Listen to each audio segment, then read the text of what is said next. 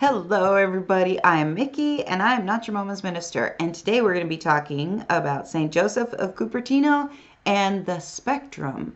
Now, mind you, I did say the spectrum and not the speculum, so put it back in your pants right now. Do it. Zip it up. All right. So, we hear about it all over the place, especially those of you who have little kids who are going to school. Your kid acts up and all of a sudden the school's like, oh, you should probably take the kid to see the doctor. I think that he's on the spectrum. And then everybody panics. Everybody panics. Oh, fuck. There's something wrong with my kid. There's something wrong. Now, so something wrong. We're basing all of this on the norms, right? The normal. So what you would expect of how a child or an adult would learn or communicate, their social skills and so forth, those expectations are what we base these diagnoses on. Now, mind you, that's not saying that there aren't legit diagnoses that people need an additional outside help, whether it's counseling, medication, special education. All of those things do play a part, most certainly.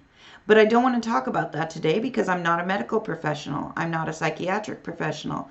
I am, well, a spiritual professional. And so what I'm talking about today is the spiritual aspect of it. So St. Joseph of Cupertino was a total fucking oddball. Couldn't communicate with people, was constantly levitating out of the blue, go into the trance and levitate. And so people just saw him as like an outcast, an oddball. Oh, don't talk to him. There's something wrong up here. Something wrong.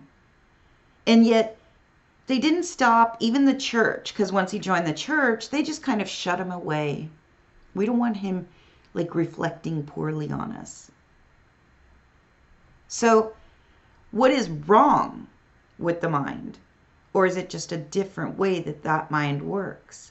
And so as human beings with a vast fucking diversity of who we are, our skin colors, our blood types, our eye colors, hair colors. Don't talk about my hair. I didn't feel like brushing it today, okay? But all of these things, personality types, interests, talents, how long our fingers and toes are. So many different diverse things about being human. And that includes our amazing, fucking amazing brains. So what do we do when we run into people who we will sit there and say, I think that they're on the spectrum.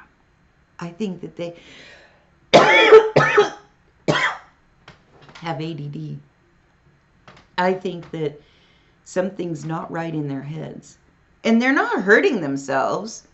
The way that their brains work isn't hurting them. It's not hurting anybody else. And yet we sit there and we say, they're not normal. We don't say, oh God, the diversity of the human mind is outrageous. There isn't anybody that is exactly alike. And so at that point, we limit ourselves. Let's be human for a bit. Let's face it, we have a tendency to be selfish. So let's look at ourselves. What are we missing out on? What are we missing out on when we sit there and we prejudge or we put a person in a box? We say they've got autism, they have ADD, they have dyslexia, they have a learning disability, they have a mental illness, they have whatever they have, whatever the medical community has diagnosed them with. And then that becomes them. That becomes the label that they're wearing. And so we have to learn how to treat them differently, right? We have to be different with them. Treat them with some kid gloves. Excuse behavior or don't excuse behavior, etc., etc. And instead of sitting there and saying, you know what? You're a fucking freak. You're an oddball. You're strange. I have no idea what you're saying right now. I don't know where your mind is coming from. But I want to get to know. I want to learn more about you. So I'm going to figure out how to communicate. For example, I am loud as fuck. We all know that I'm loud as fuck. But I also know that there are some people, in fact, some people that I love dearly, that find me to be too much. And so I have to tone it down.